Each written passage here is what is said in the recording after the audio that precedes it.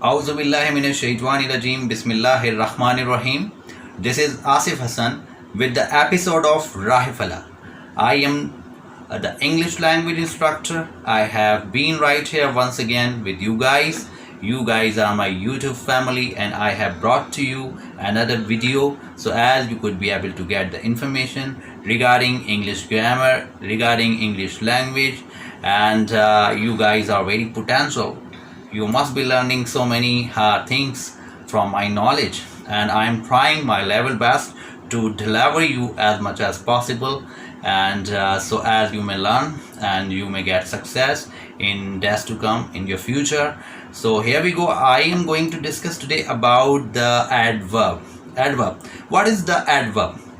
But before I give you the appropriate explanation about the adverb, I would like to say that you will have to watch my video till the end, so as you may get the real idea about the adverb, what is the adverb and how adverb can be used in sentences, and what is the meaning of it, what is the adverb, what is the definition of adverb. I am going to give you the proper illustration of it, and I think it's a great opportunity for you that you must make the most of this great opportunity which I have brought to you. So here we go. Adverb के बारे में थोड़ा सा मैं आपको ये बताना ज़रूर चाहूँगा क्योंकि ये पार्ट्स ऑफ स्पीच का बहुत इम्पोर्टेंट सेगमेंट कहलाता है। इससे पहले हम आपके सामने वर्ब को पेश कर चुके हैं, हमने आपके सामने एडजेक्टिव भी पेश किए और इसके साथ साथ प्रेपोजिशन हो गई और इंटरजेक्शन, कंजंक्शन और इसके अलावा बहुत सी चीज़ें हमने डिस्कस की और तकरीबन 8 जो पार्ट्स ऑफ स्पीच हमारी इंग्लिश में होते हैं उसको हम बहुत ज़्यादा अच्छी तरह से समझ चुके हैं। Basically you guys are very familiar about me that I tend to give you oral lecture rather than being written on the board. So still I have not started writing on the board, but in days to come definitely I am going to give you little bit of lectures on the board by writing, and so as you could be able to get my lecture properly. But in the beginning I have started with the oral, so I hope you are going to get my oral conversation and you are going to come up with the improvisation and you are going to improve your English through my ideas regarding parts of speech, regarding English grammar. I hope you must be watching all my videos very keenly, and it's a great thing for you and for me as well, because you guys are my YouTube family, and I wish you very best of luck in future. You may improve your grammar with me, and here we go. I should start the segment. आज मैं आपको थोड़ा सा ये बताना चाहूँगा कि adverb है क्या, What is the definition of adverb? First of all, मैं आपको इसकी डेफिनेशन के बारे में बताना चाहूँगा। देखें, इसकी डेफिनेशन बहुत आसान सी है। An adverb is a word which modifies the verb adjective as well as adverb. यानी कहने का मकसद ये है कि ये हमें बताता है किसके बारे में, किसी भी पर्टिकुलर एडजेक्टिव के बारे में और एडवर्ब के बारे में भी, अपने बारे में भी बताता है यानी, और कहने का मकसद ये है कि एडवर्ब वर्ब के बारे में भी बताता है। अब वो कैसे बताता है ये आपको पता चलेगा। जैसे अगर मैं जुमला इसका बनाऊंगा नहीं जब तक वो आपको समझ में नहीं आएगा। देखिए, मैंने दोबारा आपके सामने एक और दफ़ा प्रेजेंट करना चाहूँगा डेफिनेशन ऑफ एडवर्ब। ज़रा गौर से सुनिएगा। A word which modifies the verb, adjective and adverb. यानी कहने का मकसद है कि ये जो एडवर्ब है ये हमें किसके बारे में एक्सप्लेनेशन देता है, किसके बारे में बताता है, वर्ब के बारे में बताता है। एडजेक्टिव क्या है, किसी भी इंसान की सिफ्त को बताता है। जैसे मेरी सिफ्त है, मैं बहुत ज़्यादा ऑनेस्ट हूँ, और कभी कभार मेरे बारे में लोग कॉन्सेप्ट देते हैं, बोलते हैं कि ये तो भाई डिसऑनेस्ट है, तो डिसऑनेस्ट भी मेरी सिफ्त हो गई, और ऑनेस्ट अगर मैं हूँ तो ईमानदार भी मेरी जो है वो सिफ्त हो गई। तो यानी यहाँ पर सिफ्त के बारे में एडजेक्टिव बता रहा है। लेकिन अगर मेरे बारे में कोई बोले कि you are very dishonest, you are very dishonest, तुम बहुत ज़्यादा बेईमान हो, यानी यू आर वेरी डिसऑनेस्ट, तुम बहुत ज़्यादा बेईमान हो। अब जो यू तो प्रोनाउन हो गया, आर जो है वो ऑक्सिलरी वर्ब यानी हेल्पिंग वर्ब के तौर पे काम कर रहा है। यू आर वेरी डिसऑनेस्ट, अब डिसऑनेस्ट क्या है, एडजेक्टिव हो गया क्योंकि मेरी सिर्फ बयान कर रहा है। और वेरी किस चीज़ के ऊपर जोर दे रहा है, वेरी जो है वो जोर दे रहा है, इट मॉडिफाइज अबाउट, वेरी क्या कर रहा है, वेरी जो है वो जोर दे रहा है, यानी very, you are very dishonest कि तुम बहुत ज़्यादा बेईमान हो। तो वेरी स्पेस दे रहा है, जोर दे रहा है कि बहुत ज़्यादा, यू आर वेरी डिसऑनेस्ट कि तुम बहुत बेईमान हो, बहुत जो है वो जोर दे रहा है। तो ये क्या कहलाएगा, यहाँ पे एडवर्ब कहलाएगा। तो देखें एडवर्ब कितनी ज़बरदस्त तरीके से आपको समझ में आया होगा। You are very dishonest, you are तुम हो, वेरी बहुत, डिसऑनेस्ट बेईमान, बेईमान क्या है, एडजेक्टिव है। इसी तरह कोई किसी के बारे में बोलता है she is very blunt, she is very blunt, she is, she क्या है, प्रोनाउन है, क्योंकि हम किसी भी फीमेल का नाम जो है वो नहीं ले रहे, उसको शी से पुकार रहे हैं। She is very blunt, blunt का मतलब है मुंह फट, मुंह फट क्या है, उन खातून की क्या है, सिफ्त है, यानी मुंह फट का मतलब ऐसा इंसान जो कुछ भी मुंह में आए बोल दे। She is very blunt. अब ये ब्लंट वर्ड जो है यहाँ पे क्या है, किसी की भी सिफ्त को बताता है, जैसे मेरी सिफ्त को भी बता सकता है। अगर कोई मुझे बोले यू आर वेरी ब्लंट कि तुम बहुत ज़्यादा मुंह फट हो, तो ये मेरी सिफ्त को बता रहा है।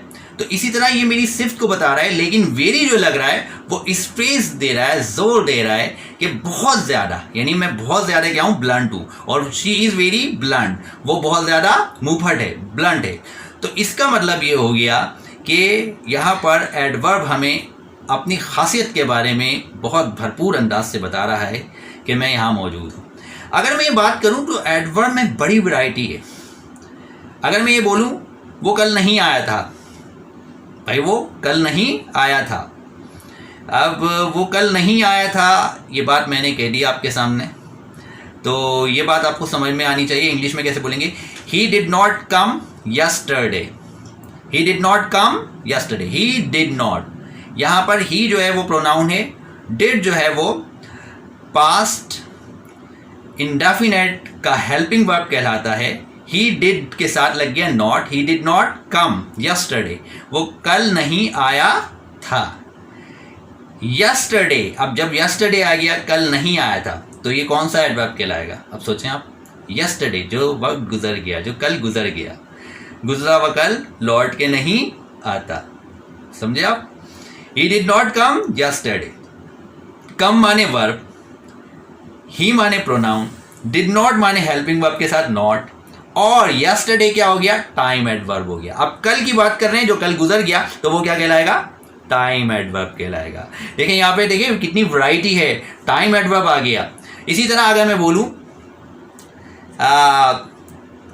she has failed in exam unfortunately, she has failed in exam unfortunately, या he has failed in exam unfortunately। अब इसमें एडवर्ब क्या है, unfortunately, definitely, exactly, you will have to believe me, आपको मेरा यकीन करना पड़ेगा कि यहाँ पर क्या है, अनफॉर्चुनेटली जो है वो क्या है, यहाँ पे एडवर्ब है, बदनसीबी से वो इम्तिहान में नाकाम हो गया है।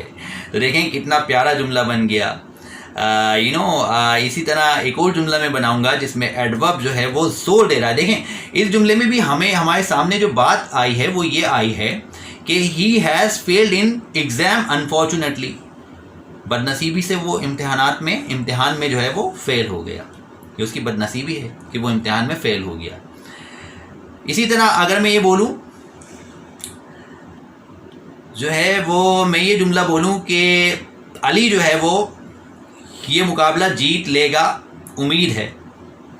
Ali is going to win this contest hopefully, Ali is going to win this contest hopefully.